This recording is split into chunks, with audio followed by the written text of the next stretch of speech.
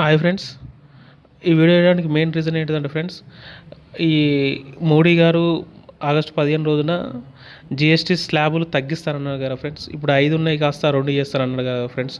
దాని గురించి మీతోటి ఆ విషయం గురించి మీతో షేర్ చేసుకుందామని వీడియో చేస్తున్నా ఫ్రెండ్స్. చాలా కామెంట్లు వస్తున్నాయి ఫ్రెండ్స్. 3-4 రోజుల నుంచి వెళ్ళి అన్న వీడియో చేస్తలేరు ఏంది అన్న అని కామెంట్లు వస్తున్నాయి ఫ్రెండ్స్. దానికి మెయిన్ రీజన్ ఏంటిదంటే ఫ్రెండ్స్, నాకు హెవీ ఫీవర్ ఫ్రెండ్స్. 4 రోజుల నుంచి వెళ్ళి ఫీవరు, అందుకే వీడియో వేయలే ఫ్రెండ్స్. అయితే విషయంలోకి వెళ్తే, మోడీ గారు ఆగస్టు 15 రోజున జిఎస్టీ స్లాబ్లను 5 ఉన్నాయి కాస్త 2 చేస్తారన్నారు కదా ఫ్రెండ్స్. అంటే 5-18 చేస్తారన్నారు కదా ఫ్రెండ్స్. దాని గురించి మీతో మాట్లాడడానికి దాని గురించి మాట్లాడతా ఫ్రెండ్స్. ఎందుకంటే ఇప్పుడు జిఎస్టీ వల్ల డే బై డే అంటే నెల ఒక నెలకు మించి ఒక నెల వసూలు అవుతున్నాయి కదా ఫ్రెండ్స్, మీకు తెలిసిందే. ఇప్పుడు లాస్ట్ ఫిబ్రవరి నెలలో ఆల్ టైమ్ హైయెస్ట్గా రికార్డ్ అయింది ఫ్రెండ్స్. నీకు 2,30,000 కోట్లు వసూలైంది. అయితే ఈ జిఎస్టీని 2017 నుంచి అమల్లోకి తీసుకొచ్చారు కదా ఫ్రెండ్స్. దాని గురించి మనకేం ఒరిగింది అనే దాని గురించి చెప్తా ఫ్రెండ్స్. ఇప్పుడు 2017 జూలై 1న జిఎస్టీ అమలైంది కదా ఫ్రెండ్స్. అంటే 101 రాజ్యాంగ సవరణ ద్వారా. అయితే అప్పుడు మోడీ గారు ఆ రోజు నైటు ఏమన్నాడంటే, నేను జూలై 1 రోజు 2017 జూలై 1 రోజు రాత్రి 12 గంటలకి పార్లమెంట్లో బెల్లు కొట్టి ఏమన్నాడంటే, నేను భారతదేశానికి ఆర్థిక స్వాతంత్రం తీసుకొస్తానా, ఎలాగైతేనో మన గాంధీజీ ఎలాగైతే భారతదేశానికి స్వాతంత్రం తీసుకొచ్చిండో, నేను కూడా ఈ జిఎస్టీ పరోక్ష పన్ను ద్వారా మన దేశానికి ఆర్థిక స్వాతంత్రం తీసుకొస్తున్నా అని బెల్లు కొట్టి ప్రసంగించండి ఫ్రెండ్స్. అప్పుడు ఏమన్నాడంటే, ఈ జిఎస్టీ పరోక్ష పన్నుల వల్ల మధ్యతరగతి పేద వర్గాలకు బెనిఫిట్ జరుగుతుంది, వాళ్ళ యొక్క పేదరికం పోతుంది.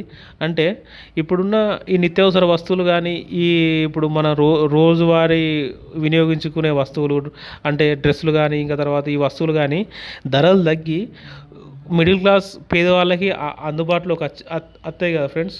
అలా రావడం వల్ల ఈ ధరలు తగ్గిన తర్వాత ఆ తగ్గిన పైసలతోటి అంటే మిగిలిన పైసలతోటి వీళ్ళు ఈ కుటుంబం వేరే వారికి వేరే వాటికి వినియోగించుకుంటున్నారని, తద్వారా పేదరికం నుంచి బయటపడుతుందని మన మోడీ గారు ఆ రోజు ప్రసంగించారు.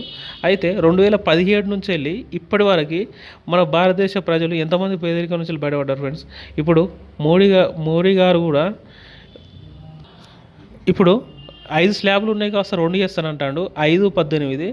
ఇప్పుడు 28వ స్లాబ్ని ఎత్తేస్తే, ఇప్పుడు 28వ నంబర్ గల స్లాబ్ని ఎత్తేస్తే ఎవరికి బెనిఫిట్ జరుగుతుంది ఫ్రెండ్స్? మళ్ళీ రిచ్ పీపుల్స్కి కదా.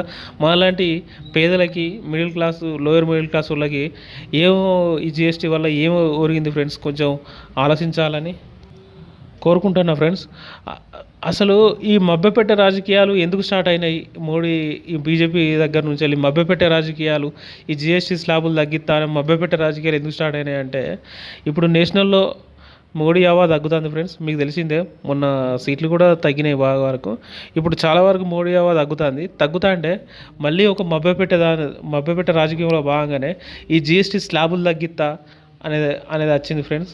అంతే తక్కువ అని ఇది పొలిటికల్గానే అవుతుంది తప్ప కానీ ఇది పేదరికం పోదు. ఇంకా తర్వాత పేదలకు ఏమాత్రం న్యాయం జరగదు, మిడిల్ క్లాస్ వాళ్ళకి న్యాయం జరగదు. మళ్ళీ ఇప్పుడు జిఎస్టీ సెస్ అని ఒకటి తీసుకొచ్చారు కదా ఫ్రెండ్స్.